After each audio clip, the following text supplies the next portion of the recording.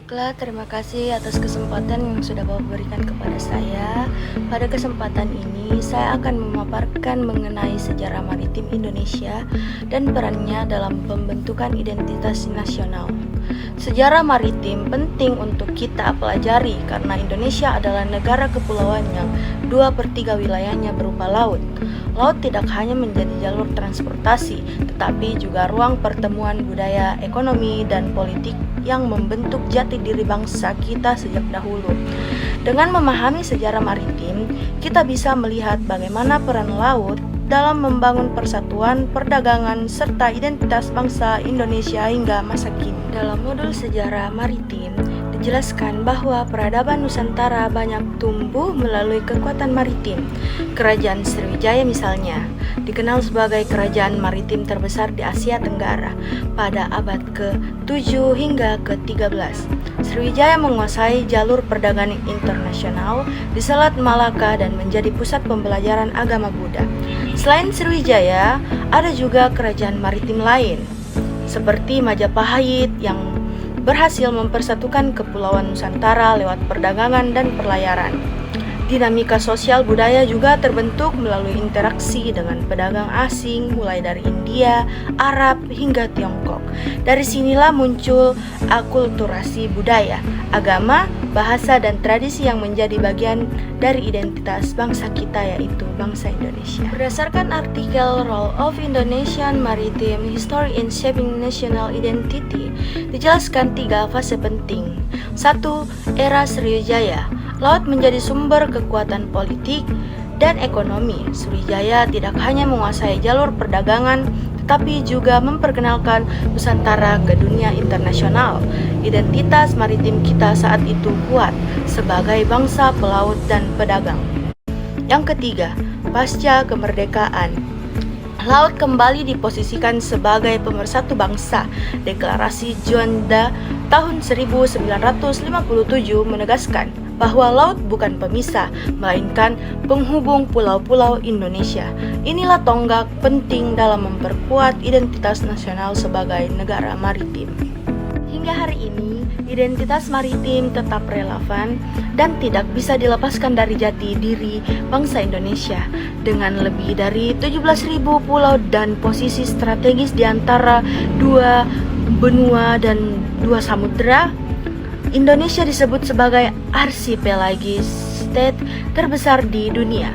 Potensi maritim kita sangat besar, mulai dari sumber daya perikanan, energi laut, pariwisata bahari, hingga jalur perdagangan internasional. Akan tetapi, tantangan yang kita hadapi juga tidak sedikit.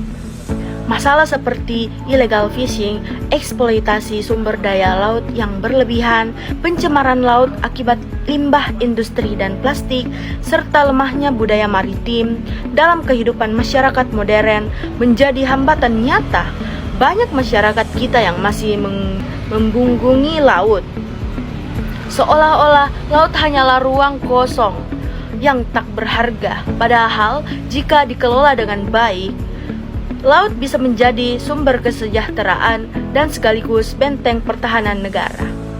Karena itu, tugas mahasiswa dan generasi muda saat ini bukan hanya memahami laut sebagai bagian dari sejarah, tetapi juga sebagai aset masa depan. Kita perlu mendorong munculnya kesadaran kolektif tentang pentingnya budaya maritim, pendidikan, kebijakan pemerintah, serta inovasi teknologi yang harus diarahkan pada upaya menjaga, melestarikan, dan memanfaatkan laut dengan bijak. Dengan itu, identitas maritim kita tidak hanya sekedar slogan, tetapi benar-benar hidup dan terwujud dalam praktik sehari-hari bangsa Indonesia. Nah teman-teman, kalau kita melihat lebih dalam perjalanan sejarah bangsa, terlihat jelas bahwa nilai maritim merupakan salah satu aspek yang terus hadir sebagai bagian penting dari identitas Indonesia.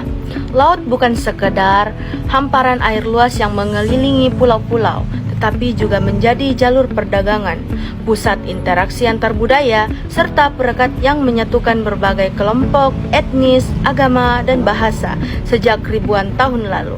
Laut telah menjadi jantung kehidupan masyarakat dan Nusantara. Namun, dalam proses sejarahnya, kita juga menyaksikan adanya dinamika perubahan pada era kerajaan-kerajaan besar seperti Sriwijaya dan Majapahit.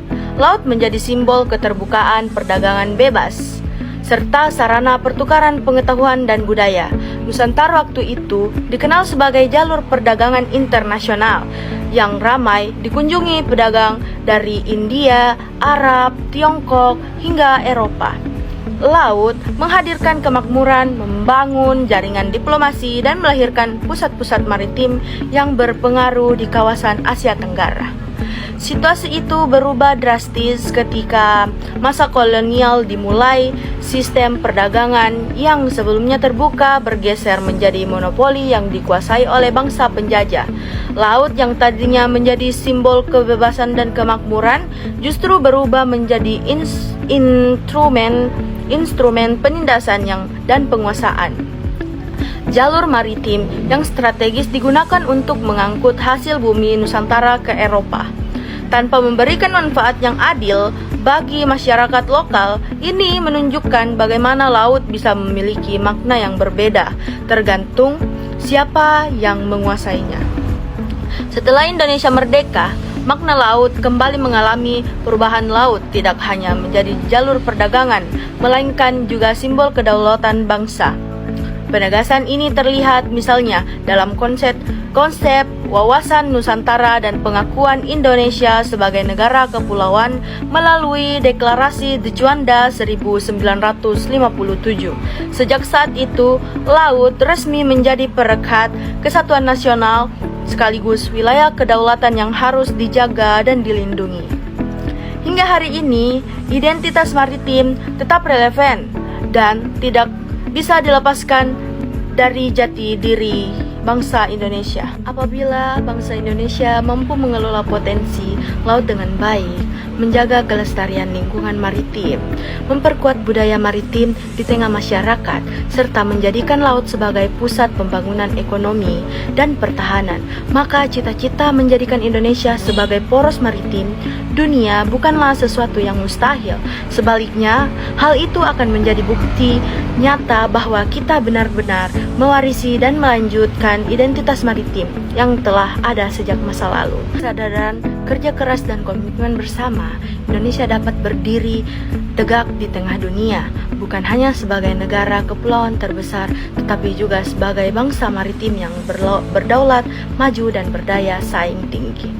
Baiklah teman-teman, kesimpulan pada materi kali ini ialah sejarah maritim Indonesia memperlihatkan perjalanan panjang bagaimana laut selalu menjadi bagian fundamental dari kehidupan bangsa, dari era Sriwijaya yang menjadikan laut sebagai sumber kejayaan dan pusat perdagangan internasional, masa kolonial yang justru memanfaatkan laut untuk penindasan dan monopoli, hingga era kemerdekaan yang menegaskan laut sebagai simbol kedaulatan dan pemersatu bangsa. Semua itu menyumbang pada pembentukan jati diri Indonesia sebagai negara maritim.